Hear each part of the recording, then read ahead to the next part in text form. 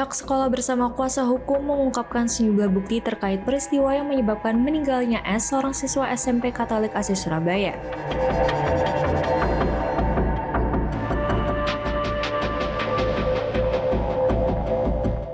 Dalam konferensi pers, sekolah menyampaikan kronologi kejadian berdasarkan rekaman CCTV yang merekam aktivitas di rooftop SMA Katolik Veteran pada 28 Maret lalu.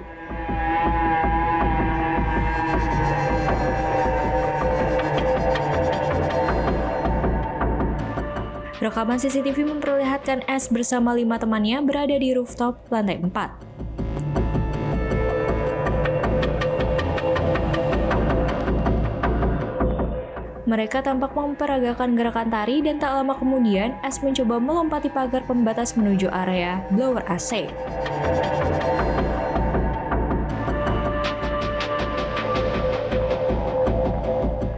Upaya pertama yang dilakukan oleh korban gagal, lalu ia mencoba melewati pagar yang lebih rendah.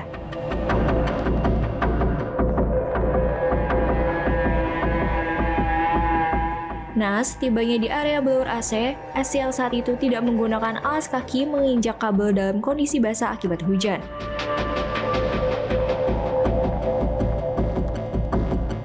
Genangan air di lokasi diduga menjadi penghantar arus listrik sehingga menyebabkan S tersengat dan langsung terjatuh.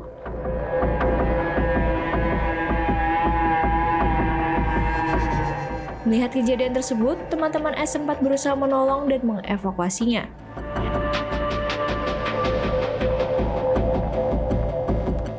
Peristiwa terjadi pada Kamis 28 Maret 2025 bertepatan dengan Hari Raya Nyepi dan pihak sekolah mengatakan S serta teman-temannya ada di lokasi tanpa izin.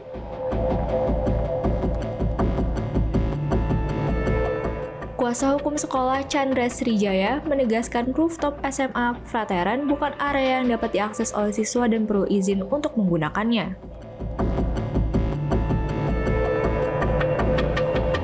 Pihak sekolah mengaku telah beberapa kali coba berkomunikasi dengan keluarga korban untuk menyampaikan empati dan penjelasan, tapi tidak mendapat respons.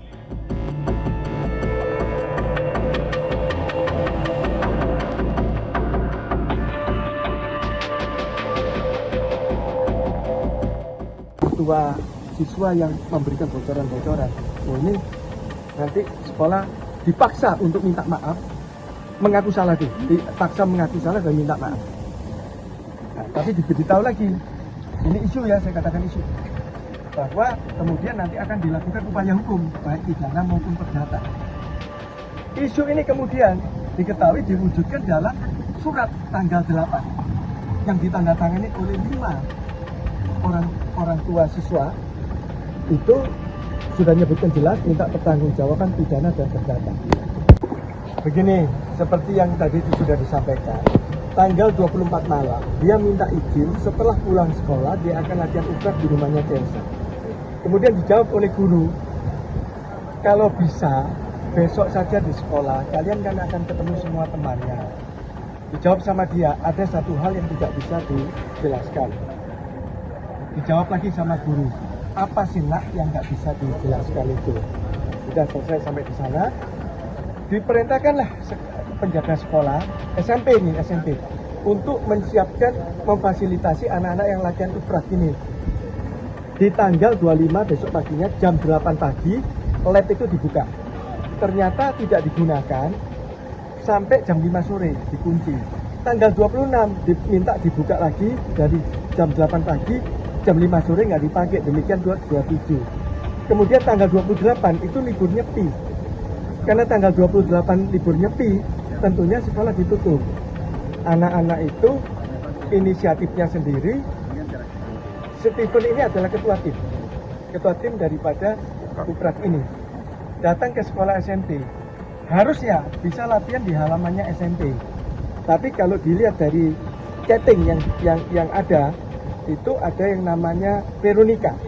Ngechat, guys, kita naik ke rooftop lantai 4 SMA.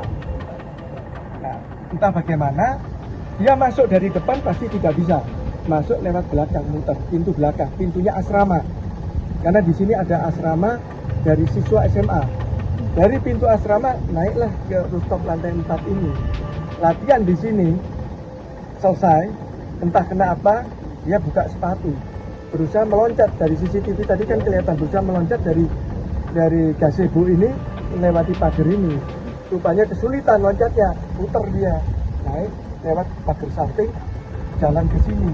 Pada waktu itu baru hujan, ada genangan air, diinjeklah kabel listriknya AC sehingga terkelupas bungkusnya, kena air tentu kesetrum. Nah, pada waktu kesetrum tangannya dia pegang besi ini. Teman-temannya masih mengira bermain-main. Tadi di CCTV kan dengar, kok kesetrum. Nah, pikirnya temennya dia action. Nah, itu sampai berapa lama akhirnya jatuh dia. Nah, disinilah musibah itu disebutkan dia jatuh karena terbentur besi pagar atau jubin atau karena tersetrum. Itu tidak diketahui. Apakah dia meninggalnya di atas rooftop ini sudah meninggal atau meninggalnya di mobil ketika dia diantar ke rumah sakit atau di rumah sakit juga tidak diketahui. Karena pada waktu itu rumah sakit sudah menawarkan untuk otopsi. Namun dijawab oleh keluarga korban, mereka beragama tauhid yang melarang untuk dibedah-bedah untuk otopsi itu, dan disampaikan mereka menerima sebagai musibah kesalahan sendiri, dianggap selesai.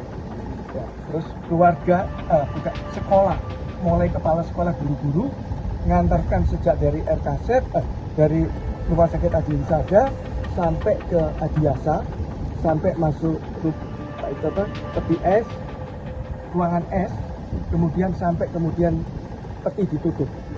Setelah peti ditutup, diantarkanlah ke pemakaman atau dikremasi. Nah, tanggal 30 tutup peti, kemudian dikremasi. Sampai dikremasi juga.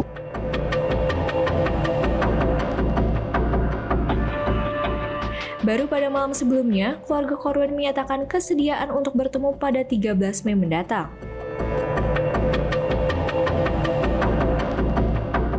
Pihak sekolah menyatakan komitmen untuk bekerja sama penuh dengan aparat penegak hukum dan telah menyerahkan berbagai bukti yang relevan. Mereka juga menegaskan niat untuk tetap membangun komunikasi dengan keluarga korban sebagai bentuk tanggung jawab moral.